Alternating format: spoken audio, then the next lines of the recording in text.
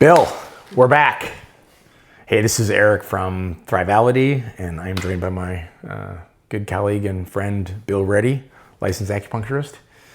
And today we're going to be talking about Candida, histamine, and sleep disturbances, the root cause you might be missing. So Bill, this has been quite an epic journey I've had figuring out my own, gut and sleep issues. So today we're going to talk about basically, and sort of use my own journey as sort of a proxy for what can happen and how to help other people. What if your gut pain, and I'm speaking to the audience here, food reactions and sleepless nights or sleep disturbances, right? If you're waking up at 4 or 5 o'clock in the morning, we're all linked to one common thread, and that's Candida. So in this podcast, we're going to talk about what is Candida and how it becomes a problem, right? Because it is a commensal bacteria. It's normal to have it in your flora, but it's an opportunistic bacteria, and if given the right opening, right, it can really take over, and it's quite challenging to bring back into balance. It's very rigorous or very difficult to control. My own journey, right, dealing with from dental trauma to years of Candida attempts or failed cleansing attempts, symptoms that point towards Candida and histamine issues, a little bit about root cause physiology, right? So how Candida leads to histamine and histamine leads to sleep disruptions, some of the clinical tools we can use to figure out what's going on via lab testing, muscle testing, and then symptom mapping, right? Sort of triangulating between, labs, your main complaints, and bioresonance muscle testing, some protocols, right, and taking a phased approach. We'll talk about, lessons in big picture. So if you're working with a practitioner, like questions to ask, the proper order of operations. You can't heal Candida if you're not digesting properly, et cetera, like that. Some of the key takeaways for the listeners, and then we'll wrap up with some resources for folks. Cool. Sounds good. So Candida is something I think we see clinically common. How often do you see it in your practice? It's definitely out there, and it's not just vaginal infections. Sometimes people have discolored toes that will indicate. Yeah, so it could be on the skin.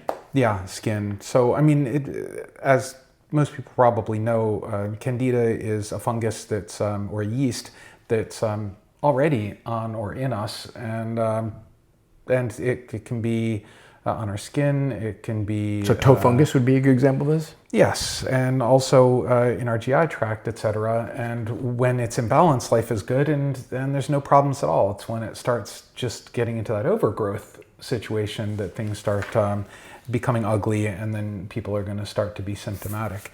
And because there's so many different symptoms associated with it, it's tricky to target.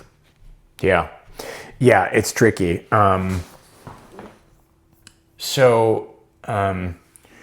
What are some of the common triggers that you've seen in your practice that sort of, or in your research and your many publications that can trigger, an overgrowth of Candida? So Candida is a commensal bacteria. It's supposed to be there, as you've said, but it can get out of control. What are some of the things that helps it spread?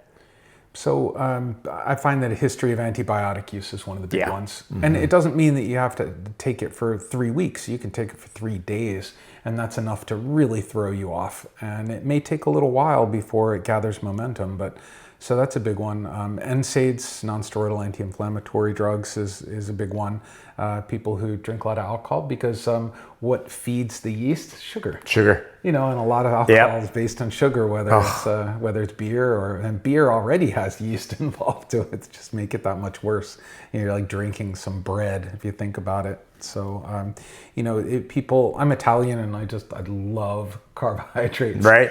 Pasta and garlic bread to me is just joyful, and yet it's something that when you have something that's very carbolicious, excess carbs will definitely feed the yeast. Yeah, so big time. Tell me a few more. Well, antibiotics for sure. I remember very distinctly when I had, I've had this history of, dental trauma when I was very young, and I had, root canals, and I would get these reoccurring infections. And so antibiotics was something that was fairly common. And of course, I'm sure as a kid, as I had ear infections. So antibiotics were a big theme for me.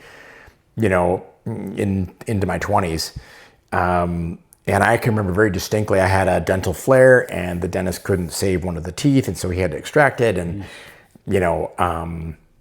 and so he put me on, 3 or 4 weeks of antibiotics because this sucker was really infected. And I just remember like very distinctly being done with that course of antibiotics. And I was like, I feel like I got hit by a frickin' truck. Like I just could not get my moxie back. And I think that was really the trigger that put me over the edge, with Candida. Because I remember very distinctly, and I was living in Boston at the time. This is sort of funny, but I would be at like a gathering or party because I developed thrush on my tongue, right? So one of the other areas you can get Candida is in your mouth. And you get this white coating on your tongue, and it's kind of disgusting. I'd be at a gathering and like, observing other people's, tongues because mine was just coated. And I was trying to figure out like, is this normal? Clearly it's not. So yeah, antibiotics can definitely do it. I mean, I had a shoulder injury in my early 20s. It would be very painful. And so I would take a lot of NSAIDs. I also took a lot of NSAIDs because the dental pain, when I would get a flare, I'd go into the dentist, he would drain the infection, plug it back up with cotton for temporary. And sometimes the infection would build in there. It would be very painful. So I would take a lot of NSAIDs just to blunt the pain so I could function, And I remember very distinctly going to see Dr. Shirasky. And, I told him that I'd taken NSAIDs and he's like, how much did you take? And I told him, he's like, don't ever do that again. Wow. And this is a long time ago, right? So good doctor. Yeah. So antibiotics, NSAIDs, alcohol, as you mentioned.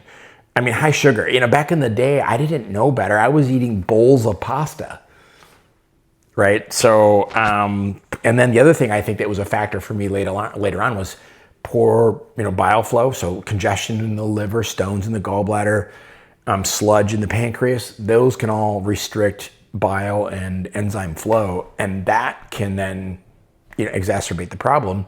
And then I think the other thing that can happen too is the Candida, if it really kind of gets up into the small intestine and up through the digestive tract, it can get itself into the pancreas and into the Candida, into the organs itself.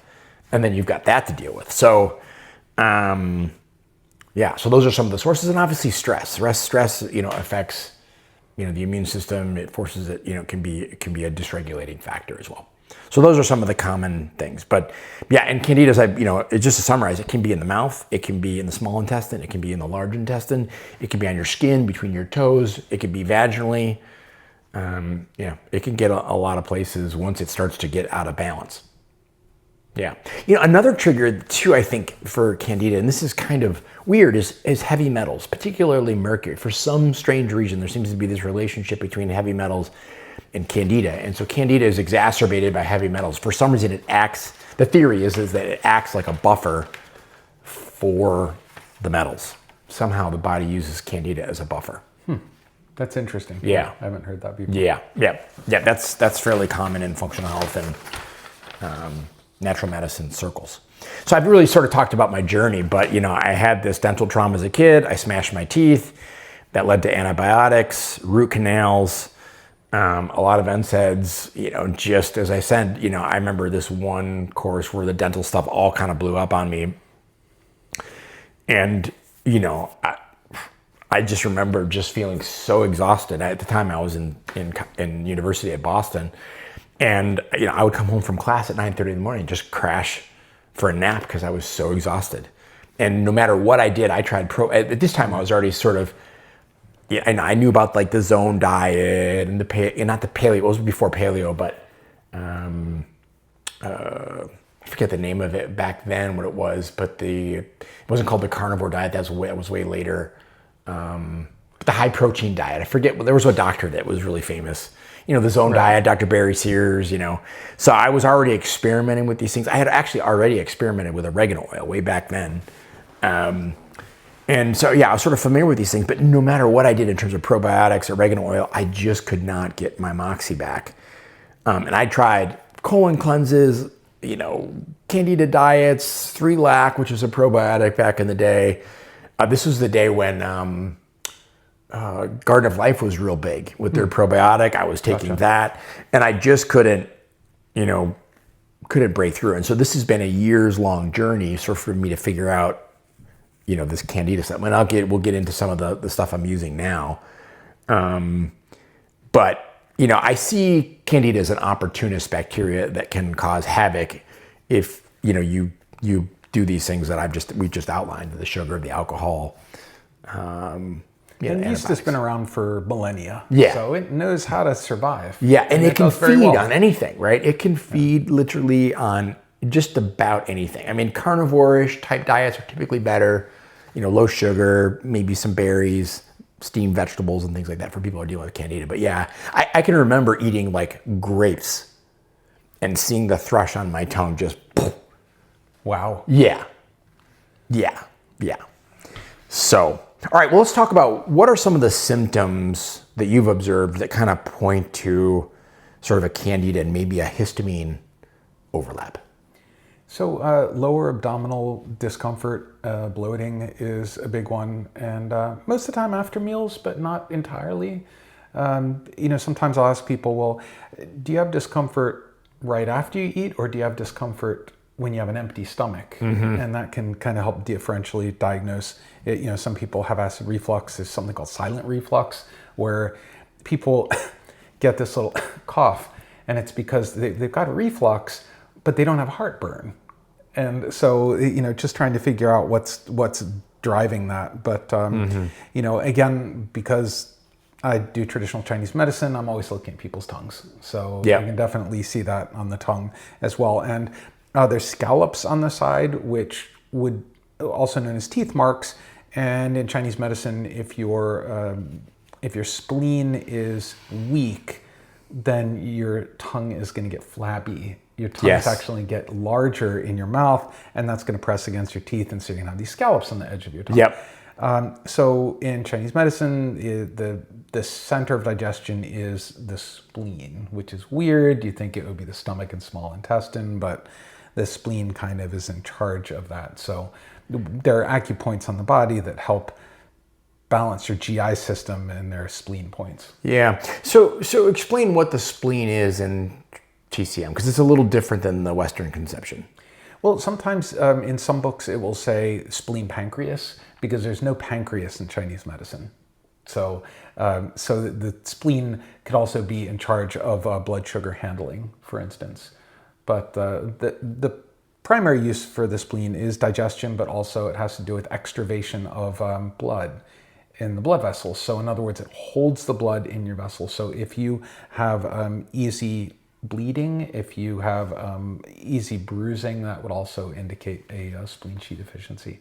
The other thing is emotionally, if you have trouble making decisions, the Chinglish term is overthinking. And that's also associated with the spleen. So each organ has its own emotion, like the liver has to do with anger and the heart has to do with joy. The kidneys have to do with fear, as like if you pee in your pants because you're so scared. Yeah. And let's see, and the lungs have to do with grief. And so they say that, if you lose a family member, then you should sing in the shower. So that expresses the lung, you feel better. Oh. Yeah, so it's kind of odd, but truth is stranger than fiction. Yeah, interesting, very interesting. So I want to go back to something you said about symptoms when somebody has an empty stomach or a full stomach. When you see somebody with GI symptoms with an empty stomach, what does that tell you? Erosions, that if you are uncomfortable and you have erosions in your gut, then when you're hungry, then it'll be a little bit worse. And then when you can get the food in there, it calms it. So that would be like inflammation of the GI erosions? Esophagitis. Yeah, I think too, what I think of when someone's got issues on an empty stomach, sometimes that's an indicator of H. pylori. Oh, big time. Yeah. Yep. Yeah, so sometimes people with H. pylori feel better when they've eaten some food. So, interesting. And my symptoms have been sometimes, on an empty stomach. So I wake up at 4:00 in the morning. I'm not really hungry, but my gut hurts, and I got this incredible wired tired, feeling, which we'll get into. All right. So yes, that's a little bit about my journey. So let's sort of keep going on the symptom front. So just on my end, it's basically bloating for sure. It can be a sign of Candida, histamine issues. gas, loose stools, and the tongue coating. Like, I won't show my tongue here, but every morning I scrape my tongue, I look at my tongue to see, what's going on. And the tongue, it can reveal, a ton, right? So that it can be a damp coating on the sides, damp on the surface. And if you can scrape that and it's white and gucky, or it's kind of cottage cheesy looking, that's a sign of thrush, Absolutely. And so if you just have a little white coating that's all over the tongue, that can indicate dampness. Mm-hmm. And in Chinese medicine, dampness is related to alcohol use, among other things, but it's about a fatigue, a sense of heaviness of your limbs. And so damp people, they say, and usually they tend to be a little overweight, is to try to avoid fried foods and alcohol. And so if you look it up online, you'll see here are things that contribute to damp in Chinese medicine. And of course, sugar is a big one. Yeah, sugar is a really big one. So all of those will promote the candida growth. Yeah. I mean, one of the biggest challenges I've had with the candida histamine connection is irritability or wired tired, right? So waking up at anywhere from like 3 o'clock, 4 o'clock, 5 o'clock in the morning and just feeling like I've had a couple of espressos. It's jittery, uncomfortable, it's just very, very uncomfortable. And you feel like crap the rest of the day, right? Because you're either waking up too early or your nervous system is just on fire, right? Because what happens is the candida produces, a bunch of byproducts that stimulate histamine. At night, your DAO enzyme, which kind of clears histamine, is lower. So histamine can then spike, and then that triggers cortisol. So your gut's inflamed, histamine's present. It's really not very fun. So if you're experiencing irritability, a sense of wired tired very early in the morning or during the day, panic, some sort of like panic upon waking, that can be a sign that there's histamine issues. And some of it can be related to candida. Sometimes there's histamine for other reasons, like you've got mast cell activation. But those are some of the symptoms I've seen. The other thing is food sensitivities, right? I mean, I've had to be so careful about my diet, right? I'm more kind of like a paleo carnivore-ish kind of person, but I got to be really careful of what I eat. Even things like salad, you think it'd be helpful. I can do salads, but I can't do them every day. Right, if I start doing them every day, then my gut starts talking to me, it gets cranky because it's inflamed. It's sensitive because of, the candida and the histamine.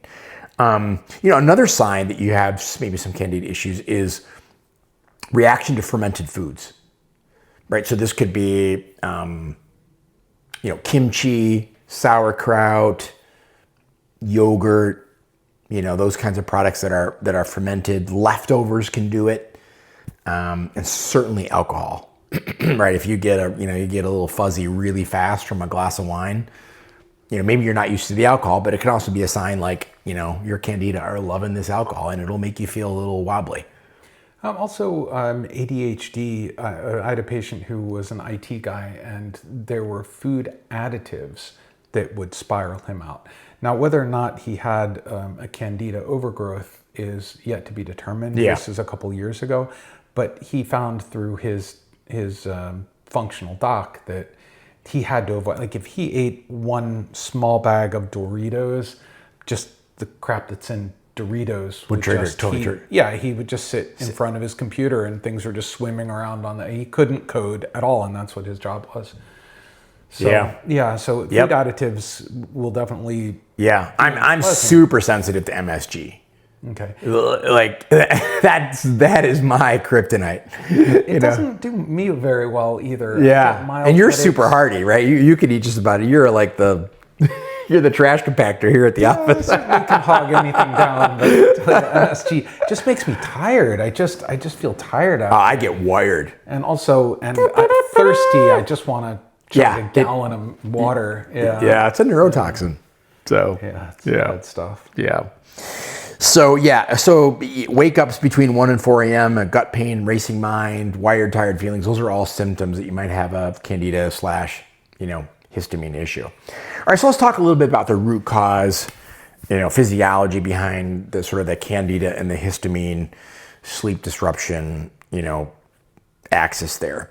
So I think for me, one of the things that, we've been figuring out, so I've been working with another practitioner it was called nutritional response testing. And then she sort of built a bunch of things on it. And she's very detailed and I'm very detailed. And so we've been working together, to sort of tease this out. But in my case, what we sort of pieced together was that I had some level of poor enzyme output. So, the pancreas, like the gallbladder and the liver, can build up sludge or stones. And so that was limiting, my enzymatic function, which, if you already have a candida issue, is not helpful. So that was probably exacerbating the candida issue to some degree. Bile output is another one, right? If somebody has a congested, gallbladder, liver, you're not getting that bile out to sort of, digest the food. So if you're having undigested food, then the candida has more to feed on. And also, at least in my experience, people who have backed up gallbladders, they tend to have discomfort right on the inside of their right scapula. Yes. So if that acts up and they feel like, I just can't seem to get to it, yes. And maybe, hey wifey, will you massage it? And just can't seem to get it. Then that can be. And so what I suggest they do is just put a big pile of butter on some bread and eat it, because you have that fat, and the fat's going to kick that gallbladder going. And if it gets pissed off within the next 10 minutes, then Yep. Yeah, I've had that symptom. It's gone now, but I definitely have had that where it's right up under like a stitch. How would you describe it? It's stiff. It's just like just a little tight. Right? Yeah. You just want to stretch it. Gotcha. Yeah. Okay. Yep. So that's a good sign that you've got some challenges with enzyme flow, or with the bioflow. The enzyme is tough, right? You almost need like a lab or muscle testing to kind of figure out that you've got some. And that's how we figured it out, was through bioresonance muscle testing, that there was some stagnation in the thing. So I'm taking something called chanca piedra, which is an Amazonian herb, to help kind of clear that out. And that works for the liver, the gallbladder, the kidneys, and the pancreas, which is great. Wow. Is that something you can take just prophylactically? Yes. Okay, great. Yeah, you can take it in a capsule form. I've just ordered a tincture. I think I like tinctures better in general. How long would you say someone would take it for? Just Gosh, that's a great question. 6 weeks? It can be fair. I've read reports of people having like kidney stone issues, and within a week they've cleared it. Okay. So depending on the severity of the congestion, I think it's kind of on an as needed basis. Thanks. Yeah. All right. So then, basically Candida releases aldehydes plus histamine promoting compounds, and that creates gut inflammation, systemic inflammation, brain fog, all kinds of problems. And then the histamine, right? If it's surging at night, right? Because the DAO enzymes in your body go down because there's no food. And so then the histamine spikes further, and you get this negative feedback loop. The other thing, that low stomach acid can be another source of microbial overgrowth, right? And then, liver and lymph stagnation, reduced clearance of, biotoxins and histamine. So that's some of the pathophysiology that leads to sort of candida and histamine surging, which then spikes cortisol and can cause you to wake up in the middle of the night, or just have a wired, tired feeling. And so people who are on PPIs or some kind of anti-acid medications can routinely have low stomach acid. Yes. And then that almost invites this to occur. So you solve one problem and then have another problem that kind of pops up. Yeah. And I should also mention, please click on the like button, because it really improves our self-esteem. Yeah, no, if you could hit the subscribe button, that really helps us out. We're trying to grow this podcast and put out some good content. So if you could like and subscribe, that would be really appreciated. Thanks for the reminder. I do the best I can. All right, so just to recap, right? So poor enzyme, bile output, or HCl can all contribute to, and the pathophysiology of why candida can start to, become a little bit of a problem. And then it leads to histamine, that leads to cortisol spikes, and that leads to the sleep disruption. Do you have on here about the mast cell involvement? Do you want to talk about? Mast cell activation syndrome. Yeah, that's, I'm not sure how the connection is between the candida and the mast cells. Obviously, it's producing the candida is producing aldehydes and other compounds, and so then the mast cells are getting triggered, and so they produce the histamine. But people can have histamine issues apart from candida. I just want to point that out, right? People can have mast cell activation syndrome and not have candida and still have histamine issues. And that's due to a whole other host of issues, but... Gotcha. Yeah, I've seen long COVID, as one. And, that triggers mast cell. Mm-hmm. Yes, and also the side effects of the vaccine, of the mRNA vaccine. Yeah. But it's in the literature, it's still contested. Yes. Yeah. Yes. Okay, so let's talk a little bit about clinical tools and how we triangulate, what the root cause is. So some of the labs that I really like to run with clients and that gave me clues on my own issues. So a lab out of Canada called Fluids IQ is one that I use a lot. And they have 3 tests that I use a lot, 2 of them which are relevant here. So one is called the Metabolic Panel. And that tells us how your body is handling total bile acids. So when you digest food, your liver and your gallbladder secrete bile acids. They get recycled by the liver. And so if you have a buildup of total bile acids, that tells us sometimes, gives us a clue on how well the liver is clearing that stuff and by default, or by inference, how well the liver is working. So total bile acids is a really good marker that's in this metabolic panel that tells us how the liver's doing. The second one is indican.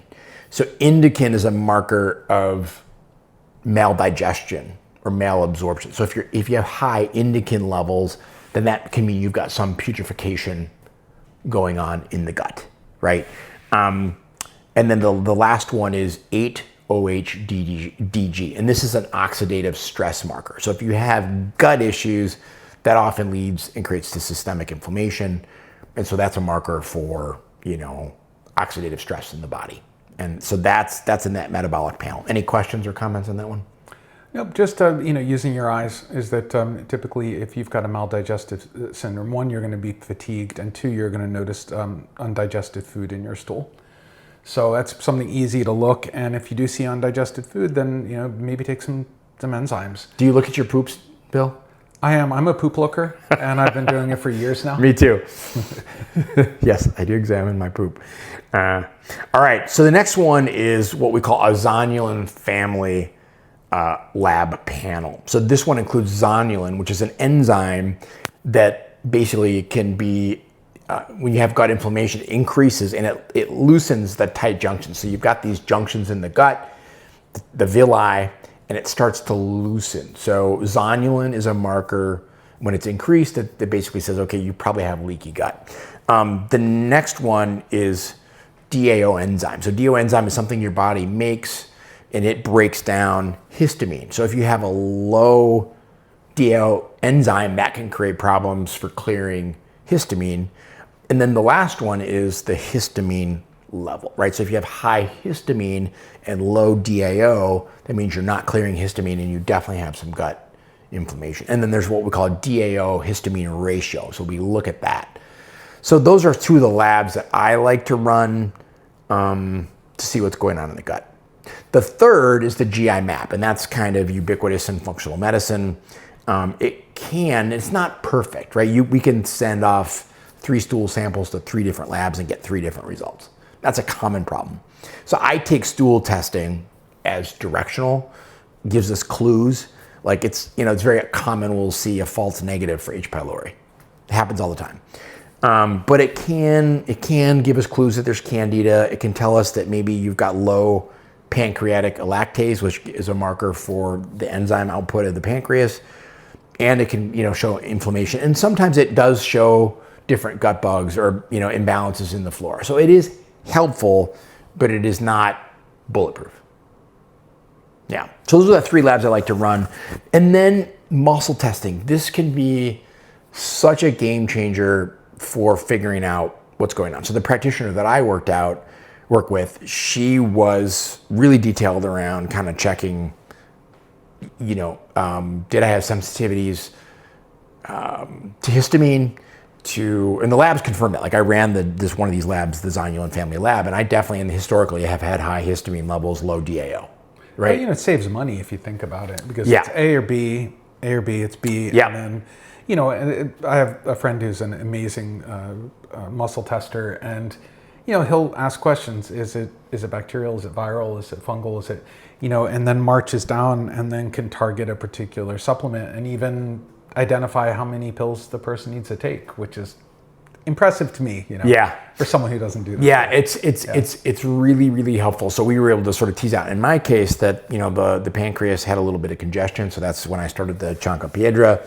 and she also sort of confirmed that histamine was a huge issue for me. So I've been doing some things to control that. So muscle testing can, if you ask the right questions and you really are neutral as the practitioner and listen in, it can be an amazing tool to kind of triangulate, what's going on in concert with your symptoms and labs. So I think you really have to triangulate between your main complaints, your symptoms, labs, and muscle testing to kind of fill in the clues. And the other thing is H. pylori. Like, our good friend Dr. Kim, like her and I have had mutual clients where the labs were negative for H. pylori. And we're like, yeah, no, I think you've got an issue. She's like, yeah, you have an issue. Because she got the same result, independent of mine, doing a little muscle testing. It's like, yeah, no, you got to address this. So muscle testing, I don't think people should make total clinical decisions just on that alone, but it is a really, really helpful tool to help fill in the gaps that the labs don't, or just to kind of tease out some really subtle nuances that you can't get from the labs. So that's how I do it. All right, so protocols, right? So I think of this in phases often. So phase one for most people is going to be let's improve digestion first, right? So if you've got issues in the pancreas or the liver, the gallbladder, chanca piedra is a great thing. NAC can be helpful. Something called TUDCA. Those all can be really helpful for breaking up congestion in those organs. Doing a liver flush can be really helpful, right? And it's free. It takes a little time and practice, but it's basically, you take TUDCA and some NAC for a week. You drink apple cider juice, and then you do a flush, on day 6 or 7 with olive oil and some Epsom salts, and it's amazing what comes out. And bitters definitely. Bitters are awesome. Liver sauce. Yeah, the UK are big into bitters, and I know that in the 1940s or earlier in the US they discussed that, but it seemed to lose favor here in the US. Oh God, I love bitters. I love it. I actually like the taste of them. So that's funny. I mean, bitters are used in an old-fashioned cocktail. Yeah, there we go. Right? Yeah. So purely medicinal. Yep. Yeah. Recreational in that context. There we go. Okay, so improved digestion. So chanca piedra, bitters, bile movers, TUDCA, NAC, those are all things, that can help get the pancreas, the liver, the gallbladder going. The other one is to start to controlling histamine, right? So you can use DAO enzyme, like 15 to 20 minutes before a meal. Histoquel is something that I've used quite a bit to help kind of tame histamine. Ketotifen, that's a prescription that your doctor would need to get you, but it's a sedative, but it's an antihistamine. It can help with sleep. It can help control histamine. So I've taken that for quite some time in the evening right before bed, and that's been very helpful. I also like something called Gut Nutrients from Seeking Health. It has a lot of calming, herbs and nutrients, glutamine, marshmallow, slippery elm, that help just ease the gut. Yeah, and in Chinese medicine, that's the licorice root and licorice root, marshmallow. All of that stuff very, very common. And it just helps ease. Yeah, big time. I mean, it's just super, super, super helpful. Yeah, aloe is another one. Yeah, that you can actually take real 100% aloe gel and drink it. Yeah, I've used that over the years too. So the other things you can start to explore in this phase one, anti-fungal activity, right? You can use InterFase, which is an enzyme from Claire Labs. And that helps break down the biofilms that the Candida, create. Cellcore makes products, Para-1, which is Mimosa pudica. That kind of helps cleanse stuff off the intestinal walls. Pair 3 is a tincture, which, goes after the candida. And then pair 4 is another, it's a capsule that kind of goes after the candida. So those are things you can kind of weave into, improve digestion and reduce the histamine load. Phase 2 is like when you're trying to go after the candida more aggressively and disrupt the biofilms. You can bring in N-acetylcysteine, black seed oil is another good one, Aqualaurin, the InterFase enzyme that I mentioned, oregano, and a prescription called diflucan. Those are some of the things you can use together or individually to kind of, disrupt candida.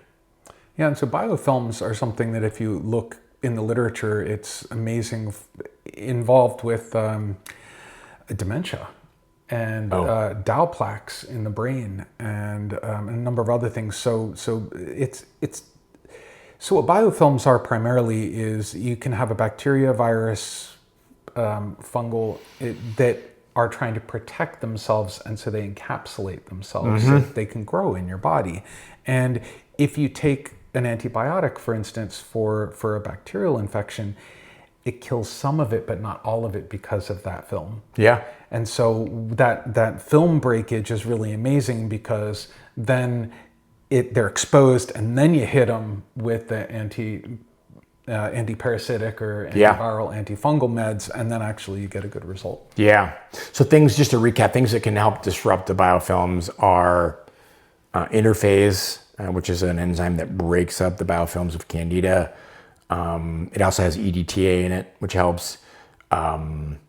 Black seed oil, NAC, oregano, and also Aqualaurin. Aqualaurin's another really good one. I'm weaving all this stuff into my And you can check out aqualaurin.com and check out all the things it does. It actually works as rotor-rooter for your arteries, and there's been studies with people who have calcifications in their arteries, and after a certain amount of time, that clears up, which is really impressive for something that's basically a coconut derivative with lauric acid. Yeah. And when you mix it, it looks like soap. It gets, like, if I take a frother to mix it, it gets soapy. So it's like a soap, and you think, soap would break up a biofilm. Yeah, that's valid. Yeah. And they have different flavors, ginger, elderberry, citrus. So it's tolerable. It's not wonderful, but it's... I didn't consider it nasty at all. Yeah. One of our colleagues, Dr. Fuller, was concerned about periodontal disease because of some gingivitis. And so you hear about the pockets where they're testing in 1, 2, and 3 millimeters, and you get a bunch of 3s that can be problematic. And he did the Aqualaurin on his gums, along with some cocaine, I think. Anyway, throw him under the bus. And so, he went back, and it was vastly improved. Yeah. Good stuff. Yeah, it is really good stuff.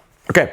So then the rebuild phase, kind of the phase 3, and again, you can these phases, I kind of, mix them up a little bit, but gut nutrients, as I mentioned previously, can be really, really helpful for calming the gut, clearing, histamine, reducing inflammation. Like I take like 10 a day. So I take like 5, early afternoon, and then I take another 5 right before bed. And that just makes a tremendous difference because it keeps that gut calm, in the presence of maybe a little bit of histamine or candida. And colostrum's a huge one. It's called first milk, and it's something that really helps improve the integrity of those tight junctions that he was talking about earlier. And so if you can't rebuild, then you're going to just have a cycle that continues. And so you've got to remove the irritant if it's something that's related to leaky gut, and then repair, and then eventually reinoculate. And a lot of people jump right into the reinoculation stage, which is the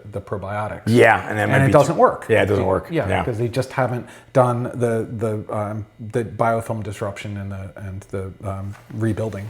Yeah. So gut nutrients, colostrum, and then after antifungals, you can take some probiotics. To kind of get in there. And I think it's always good to help support the liver, the lymph, and the nervous system during these phases as well. So, all right, well, let's move on to that. Just some lessons, right? So as we start to kind of wrap up here, I think one of the things that I have learned during my journey is what I call order of operations really matters. So what I mean by that is it's always important. So you have Candida or histamine, you always have to ask why and what is upstream and downstream, right? So upstream of Candida can be poor digestion, right? Due to enzyme deficiency, stagnation in the pancreas, stagnation in the liver, the gallbladder, low stomach acid. So you always want to ask, what is upstream, right? Because, the order of operations, right? The way the body works, it's got a hierarchy. And so it's not just about going after the Candida, it's thinking about, what's upstream.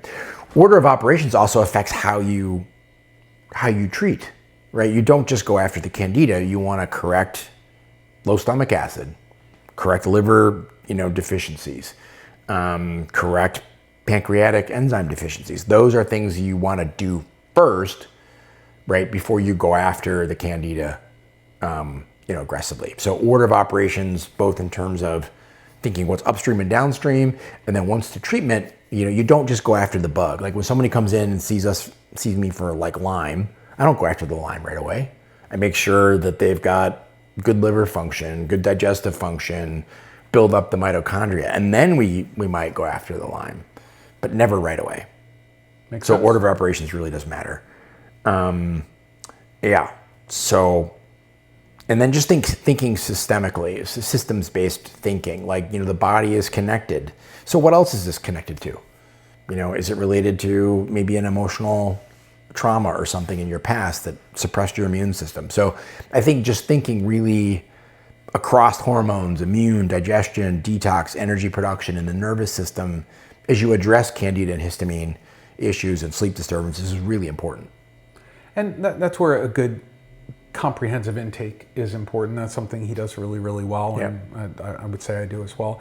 And it's just that someone comes in with GI problem, a serious GI problem. They've been to all the GI people, and I asked when it started, and they said in March. Okay, what's been going on in your life in January? Right. February. Right. Oh, not much. I just got divorced and I had to change jobs and I moved. But besides that, everything was great, And oh, by the way, my son is a drug addict. So, okay, well, we'll just skip that and focus on the gut. And so literally the acupoints that I used had nothing to do with GI. Right. At all. It all had to do with stress. Did you literally have a patient with that Yes. kind of scenario? Yeah, I'm not making this up. And and I treated her for the stress, and the GI problem resolved. And she was visiting a friend. She's from Boston, and she came back several times from Boston. And I said, look, I don't have a patent on Chinese medicine, but she said, nope, you're my acupuncturist. Oh, wow. That was pretty funny. And so we resolved it in a couple treatments, and yeah. And she ended up moving down here and meeting someone that she married. Oh, all right. Happy ending. Yeah. All because of you, Bill. There we go. I feel so special. Yeah. So yeah, key takeaways for listeners. If you've got histamine symptoms and gut pain at night, don't ignore Candida. Histamine can be its own issues through mast cell activation, which is a whole nother topic and podcast, but there can definitely be a tie between Candida and histamine. Always look upstream, always, check out the liver function, bile, enzymes, stomach acid, and immune function, just to make sure you're addressing the upstream issues. Candida is opportunistic. It's there for a reason. There was an opening. And so you have to address the upstream issues often first before you kind of address the Candida.